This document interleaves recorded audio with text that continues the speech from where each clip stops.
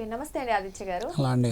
So ఇప్పుడు యుఎస్లో birth rate గురించి చాలా గందరగోళం నెలకొంది. అంటే చాలా మందికి అర్థం కావట్లేదు. నిజంగా ఇంతకు ముందేమో యుఎస్లో బేబీ పుడితే వాళ్ళకి ఆటోమేటిక్గా సిటిజన్షిప్ వచ్చేస్తుంది. బట్ ఇప్పుడు వస్తుందా రాదా, ఇది ఒక పెద్ద క్వశ్చన్ మార్క్, క్లారిటీ లేదు. సో మీరు దాని గురించి కొంచెం మంచి క్వశ్చన్ అడిగారు, చాలా మంచి క్వశ్చన్ అడిగారు. సో యుఎస్ వెళ్ళే వాళ్ళందరికీ వాళ్ళకున్న ఇంట్రెస్ట్ కానీ వాళ్ళ ఆలోచన ఏంటి అంటే గ్రీన్ కార్డ్ తెచ్చుకోవడం. గ్రీన్ కార్డ్ అంటే ఏంటంటే పర్మనెంట్ రెసిడెన్సీ అన్నమాట, permanent residency card. So green card వస్తేనే ఎవరైనా అక్కడ సిటిజన్ అయ్యే అవకాశం ఉంటుంది. సో గ్రీన్ కార్డ్ వచ్చాక వాళ్ళకి ఏంటంటే డ్యూరేషన్ ఉంటుంది 3 years or 5 years based on the type of green card. వాళ్ళు అప్పుడు సిటిజన్షిప్కి ఫైల్ చేసుకోవచ్చు. ఫైల్ చేసుకుంటే వాళ్ళు గ్రీన్ కార్డు మీద ఇన్నేళ్ళు ఉన్నారు, 3 years or 5 years ఉన్నారని బేస్ చేసుకొని సిటిజన్షిప్ ఇచ్చే అవకాశం ఉంటుంది. అయితే మన వాళ్ళు యుఎస్కి వెళ్ళే వాళ్ళు ఇప్పుడు కాదు కదా, ఎప్పటి నుంచో. సో 1980s నుంచి 1970s నుంచి జనాలందరూ వెళ్ళి సో ఎక్కువ మనకి ఏంటంటే 2000sలో బాగా పెరిగింది. సో ఎక్కువ మంది మైగ్రేట్ అవ్వటము ఇండియన్స్ ఒక్కళ్ళే కాదు కదా, ఆల్ ఓవర్ ద వరల్డ్ అందరూ మైగ్రేట్ అవుతారు కదా. సో యుఎస్ అనేది ఓన్లీ ఇండియన్స్కి మాత్రమే కదా, అన్ని కంట్రీస్ వాళ్ళకి కదా. సో మైగ్రేట్ అవడం వల్ల ఏమైందంటే అక్కడ గ్రీన్ కార్డ్స్కి అక్యుములేషన్ అనేది జరిగింది. సో గ్రీన్ కార్డ్స్ కూడా కోటాస్ ఉంటాయి కదా, కంట్రీకి ఇన్ని కోటాస్, ఇయర్లీ ఇన్ని కోటాస్ మాత్రమే ఇవ్వాలని చెప్పి. సో ఎప్పుడైతే అంతమంది మన ఇండియన్స్ ఎక్కువ మంది మైగ్రేట్ అయ్యారో, so over a period of time green, ఇందాక నేను చెప్పినట్టు వేరే వీడియోలో H1B ఎలా అయితే అక్యుములేషన్ జరుగుతుందో, గ్రీన్ కార్డ్ అంటే గ్రీన్ కార్డ్ అసలు రావాలి అంటే ముందు మనకి ఒక స్టేజ్ తర్వాత ఒక స్టేజ్, అంటే దానికి అసలు ఆ ప్రాసెస్కి వెళ్ళటానికే మనకి 5 to 7 years అనేది మన ఎంప్లాయర్తో మనం గ్రీన్ కార్డ్స్ ఫైల్ చేయించుకొని స్పాన్సర్ చేయించుకొని I-140 అప్రూవ్ అయ్యి ఉండాలన్నమాట. ప్రయారిటీ డేట్ అనేది ఫిక్స్ అయ్యిద్ది. ఆ ప్రయారిటీ డేట్ బేస్ చేసుకొని మన ముందు వాళ్ళకి గ్రీన్ కార్డులు వచ్చినాయి అని దాన్ని బేస్ చేసుకొని అప్పుడు మన ఇయర్ ఆఫ్ ప్రయారిటీ డేట్ని బేస్ చేసుకొని గ్రీన్ కార్డ్ ఇష్యూ చేయడం జరిగింది. అయితే ప్రాక్టికల్గా ఉన్న సినారియో ఏంటంటే just 5 to 7 years green card apply చేయడానికే పడితే గ్రీన్ కార్డ్ రావడానికి ఇప్పుడు ఉన్న సినారియోలో 50 to 100 years పడుతుంది. 50 to 100 years, more than 100 years యాక్చువల్గా. సో అంటే ఏంటంటే నేను మోర్ దెన్ 100 years అంటే పీపుల్ రిలేట్ అవ్వలేకపోవచ్చు కాబట్టి, సో 50 years to 100 years మ్యాండేటరీగా పడుతుంది.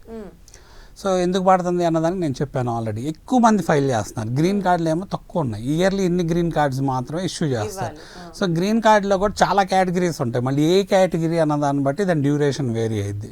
ఇప్పుడు నేను 25 years, 50 years, 100 years, 150 years అంటున్నా కదా, కేటగిరీ ఆఫ్ గ్రీన్ కార్డ్ బట్టి వేరీ అయ్యింది. మీకు ఫాస్ట్గా గ్రీన్ కార్డ్ రావాలనుకోండి, లెట్సే ఎవరైనా అమెరికన్ సిటిజన్ పెళ్లి చేసుకున్నారనుకోండి, మైట్ బి ఫాస్ట్గా వచ్చే అవకాశం ఉండొచ్చు. ఇప్పుడు నేను చెప్పినట్టు 25, 50 years, 100 years పట్టవచ్చు. బట్ యూజువల్గా మన వాళ్ళు వెళ్ళే విధానాలన్నీ చూస్తే మ్యాండేటరీగా 50 to 100 years పైన గ్రీన్ కార్డ్ రావడానికి పడుతుంది. ఇప్పటికిప్పుడు మనం వెళ్ళి ఫైల్ చేస్తే మొత్తం 150 years పైన పట్టింది. అంటే నెక్స్ట్ 5-7 yearsలో గ్రీన్ కార్డ్ ఫైల్ చేసుకుంటే. మరి ఇప్పుడు అయినా సరే ఎందుకు వెళ్తున్నారు, మరి అయినా సరే మన వాళ్ళు వెళ్తానికి ఇష్టపడతారు. ఎందుకు అంటే still it's worth going to US అని అందరూ ఫీల్ అవుతున్నారు, ఫీల్ అయ్యి వెళ్తున్నారు. ఎందుకంటే ఇప్పుడు ఎంత వెళ్ళొద్దు అన్నా కూడా ఎవరు ఆపలేకపోతున్నారు. ట్రంప్ వచ్చినా కూడా అయినా సరే ట్రంప్ వస్తే వచ్చాడు, మళ్ళీ 4 ఏళ్ళ తర్వాత మారిపోతాడు కదా, ట్రంప్ కాదు ఇంకో వాళ్ళు వస్తారని వెళ్తున్నారు. సిచ్యువేషన్స్ ఎలా ఉన్నా ఓవర్కమ్ అయ్యి డాలర్స్లో సంపాదించుకోవచ్చు చక్కగా. డాలర్ ఎర్నింగ్ అంటే బాగా కన్వర్షన్ బాగా బాగుంటుంది, వెల్ బీయింగ్ మారిద్ది, అలానే ఏంటంటే మంచి ల్యాండ్ ఆఫ్ ఆపర్చునిటీస్ అన్న ఉద్దేశంతో వెళ్తున్నారు. ఓకే, బాగానే ఉంది. అయితే ఈ రీసెంట్గా వెళ్ళే వాళ్ళ ఆలోచన ఏంటి అంటే ఇంత లేట్ అవుతున్నా కూడా ఎందుకు వెళ్తున్నారంటే, ఫర్ ఎగ్జాంపుల్ వీళ్ళ పిల్లలు కనుక అక్కడ పుట్టారనుకోండి, ఇప్పుడు ఉన్న సిచ్యువేషన్ అంటే గ్రీన్ కార్డ్ రావడానికి చాలా టైం పట్టేస్తుంది కదా. మరి వీళ్ళు ఏమైంది, ఒకవేళ వీళ్ళ పిల్లలు అక్కడ పుడితే వాళ్ళు సిటిజన్ అయ్యే అవకాశం ఉంటుంది.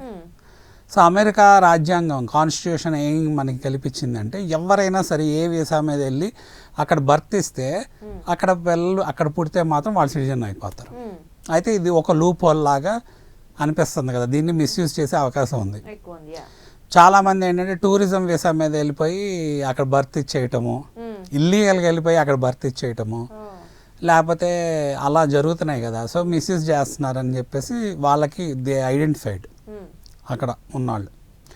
సో అందుకని ట్రంప్ ఏం తీసుకొచ్చాడంటే నాన్ ఇమిగ్రెంట్ వీసాస్ మీద వచ్చేవాళ్ళు, అలాంటి వాళ్ళు, లేకపోతే ఇల్లీగల్గా వచ్చే వాళ్ళకి వాళ్ళ పిల్లలు ఎవరైనా పుట్టినా వాళ్ళకి సిటిజన్షిప్ రాదు ఓహో, ఓకే.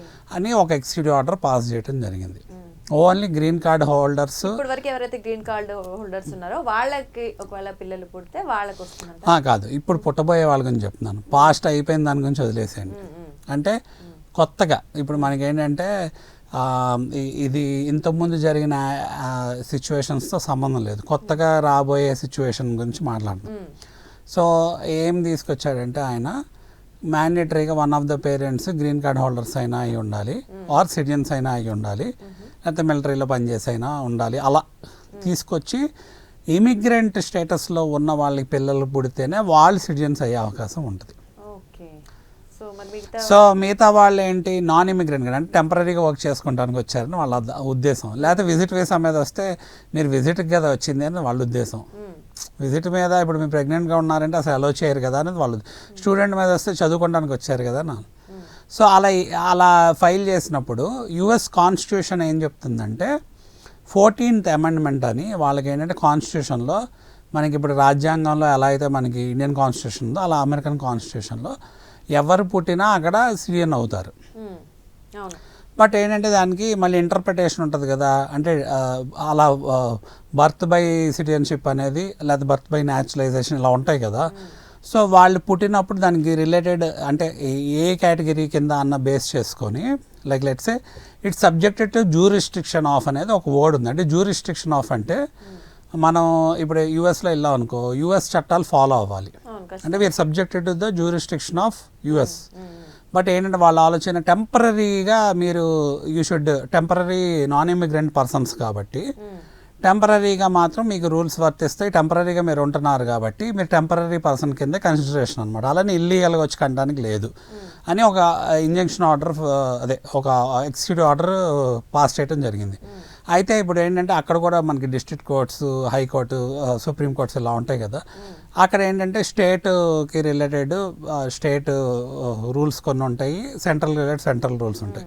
ఇప్పుడు కాన్స్టిట్యూషన్లో మనకి కూడా ఇండియాలో కాన్స్టిట్యూషన్ పరంగా మనకు కూడా ఏంటంటే స్టేట్ ఫ్యాక్టర్స్ కొన్ని ఉంటాయి, సెంట్రల్ ఫ్యాక్టర్స్ కొన్ని. అక్కడ కొంచెం సిస్టమ్ వేరనమాట. అంటే డిపెండ్స్ అనమాట, ఇది క్వాజియా, ఫ్లెక్సిబులా, రిజిడా, దానికి నేచర్ ఉంటుంది. నేచర్ ఆఫ్ కాన్స్టిట్యూషన్ బేస్ చేసుకొని సెంట్రల్ అఫైర్స్ ఏంటి, స్టేట్ అఫైర్స్ ఏంటి, which need to be taken care, ఆ పర్స్పెక్టివ్ని బేస్ చేసుకొని ఉంటుంది. అయితే ఫెడరల్ కోర్ట్స్ అని కొన్ని స్టేట్స్, ఒక 22 స్టేట్స్ వరకు, అంటే ఆల్మోస్ట్ మనకి యూఎస్లో లైక్ 50 స్టేట్స్ అలా ఉన్నాయి కదా, 50. సో ఆ 50 స్టేట్స్లో కొన్ని స్టేట్స్ అనమాట ఇంజంక్షన్ ఆర్డర్ పాస్ చేసింది. అంటే ఇది కాన్స్టిట్యూషనల్ మ్యాటర్, ఒక ఫెడరల్ మ్యాటర్. మరి డిస్ట్రిక్ట్ కోర్ట్స్ వచ్చేసి కంట్రీ వైడ్ ఇంజంక్షన్ ఆర్డర్ అనేది పాస్ చేయడం జరిగింది. దానివల్ల ఏమైంది, ఆ ప్రెసిడెంట్ ఒక ఆర్డర్ని రిస్ట్రిక్ట్ చేసే పవర్ నిజంగా డిస్ట్రిక్ట్ కోర్ట్స్కి ఉన్నాయా లేదా అని చెప్పి సుప్రీం కోర్టుకి వెళ్ళడం జరిగింది ట్రంప్. సో దాన్ని బేస్ చేసుకొని ఇంటర్ప్రెట్ చేసి ఆ ట్రంప్కి ఆ పర్టికులర్ టెక్నికల్ ఆస్పెక్ట్ దగ్గర సో ప్రెసిడెంట్ ఒక ఆర్డర్ని రిస్ట్రిక్ట్ చేయడానికి వాటి పవర్స్ ఉండవు అన్నదాన్ని బేస్ చేసుకొని ఆ ఇంజెక్షన్ని రద్దు చేసే నెక్స్ట్ 30 డేస్లో దాన్ని ఆపకుండా ఉండండి అని చెప్పి సుప్రీంకోర్టు ఆర్డర్ పాస్ చేసింది. దీనివల్ల ఇప్పుడు కన్ఫ్యూజన్ ఏంటి అంటే, ఏ స్టేట్స్ అయితే ఫైల్ చేసినాయి వాటికి ఇంజెక్షన్ క్యాన్సిల్ అవటం జరిగినాయి కదా. సో కొన్ని స్టేట్స్లో ఏమో మనకి ఏంటంటే ఎల్లో అయిపోద్ది, ఫైల్ చేసిన వాటిల్లో ఏమో సుప్రీంకోర్టు అలా చేయడానికి లేదు అన్నది కదా. సో ఇప్పుడు బర్త్ అంటే పీపుల్ వెళ్ళి ఏ స్టేట్లో సెటిల్ అవుతారు అన్న దాన్ని బట్టి వేరియేషన్ ఉండే అవకాశం ఉంటుంది. అండ్ మోర్ ఓవర్ ఏంటంటే ఇది ఎగ్జిక్యూటివ్ ఆర్డర్ మాత్రమేనా, కాంగ్రెస్లో పెట్టి దీన్ని పాస్ చేస్తారా, ప్లస్ ఏంటంటే పాస్ చేసి మళ్ళీ సుప్రీంకోర్టులో దీని కాన్స్టిట్యూషనాలిటీ మీద ఛాలెంజ్ చేయాల్సిన అవకాశం ఉంటుంది కదా. ఎందుకంటే అది ఏదైనా అమెండ్మెంట్ చేస్తారా లేకపోతే ఇంటర్ప్రిటేషన్ చేస్తారా కాన్స్టిట్యూషన్ పరంగా అనేది ఫర్దర్గా చూడాలి. సో ప్రస్తుతం వెయిట్ అండ్ సీలో ఏంటంటే అందరు కన్ఫ్యూజన్లో ఉన్నారు. అంటే పుట్టినవాళ్ళు ఏమన్నా కండిషనల్ సర్టిఫికేట్ లాంటిది ఇస్తారా, అంటే లైక్ లెట్సే అంటిల్ ఏంటంటే కోర్ట్ డెసిషన్ వచ్చే వరకు సిటిజన్ కింద తీసుకోవడానికి లేదు అన్నట్టు. అంటే మళ్ళీ ఏంటంటే బేబీ వచ్చేసి డిపెండెంట్ అయిపోతాడు. బేబీ డిపెండెంట్ అయితే ఏమైంది సినారియో, ఆబ్వియస్గా మళ్ళీ బేబీ చదువుకొని పెద్దవాడైనాక అన్నీ చేశాక తనకి మళ్ళీ నాన్ ఇమిగ్రెంట్ రూల్స్ అప్లికబుల్ అవుతాయి, citizen or green card holder rules applicable అవ్వవు. ఎందుకు, వాళ్ళు బయట వర్క్ చేయడానికి లేదు, మళ్ళీ వాళ్ళ వర్క్ వీసా సపరేట్ స్పాన్సర్ చేయాలి, సో వాళ్ళు ఏంటంటే డిఫరెంట్ కేటగిరీ సెట్ ఆఫ్ దీని కింద వాళ్ళు గో త్రూ అవ్వాలి. ఒక్కసారి వాళ్ళు ఆన్ మెజారిటీ ఏజ్ మళ్ళీ go back to your country అంటే వాళ్ళు రిలేట్ కూడా అవ్వలేరు. ఎందుకు అవ్వలేరు? అన్నేళ్ళు అక్కడ ఉన్నాక ఇప్పుడు సడన్గా మళ్ళీ ఇండియా రావాలి అన్నా వాళ్ళకి అర్థం కాదు. అంటే వాళ్ళు మీరు ఇండియన్ సిటిజన్స్ కాబట్టి మీకు సిటిజన్షిప్ లేదు కాబట్టి మీరు వెనక్కి వచ్చేయమంటే కుదరదు కదా వాళ్ళు. సో ఇబ్బందులు పడే అవకాశం ఉంది. సో అందుకని ఇప్పుడు అందరూ ప్యానిక్లో ఉన్నారు. బట్ అఫ్ కోర్స్ ఇంకా ఇది అయిపోలేదు. దీని మీద ఇంకా ఫర్దర్గా ఏంటంటే రూలింగ్ రావాలి. బట్ ఇప్పుడున్న సినారియోలో ఏంటి పెద్ద కన్ఫ్యూజన్ ఉందన్నమాట. అంటే ఏ స్టేట్లో దీనికి అలో అయ్యిద్ది, ఏ స్టేట్లో అలో అవ్వదు. ఒకవేళ ఏదైనా ఎవరైనా ఫైల్ చేసుకున్నా ఇండివిజువల్గా ఫైల్ చేసుకున్న వాళ్ళకి మళ్ళీ కోర్ట్స్ డిసైడ్ చేస్తాయి. లేకపోతే ఏంటంటే ఇండివిజువల్గా ఫైల్ చేయాలి అంటే చాలా లీగల్ బ్యాటిల్ చేయాలన్నా లీగల్ ఛార్జెస్ ఎక్కువైపోతాయి కదా.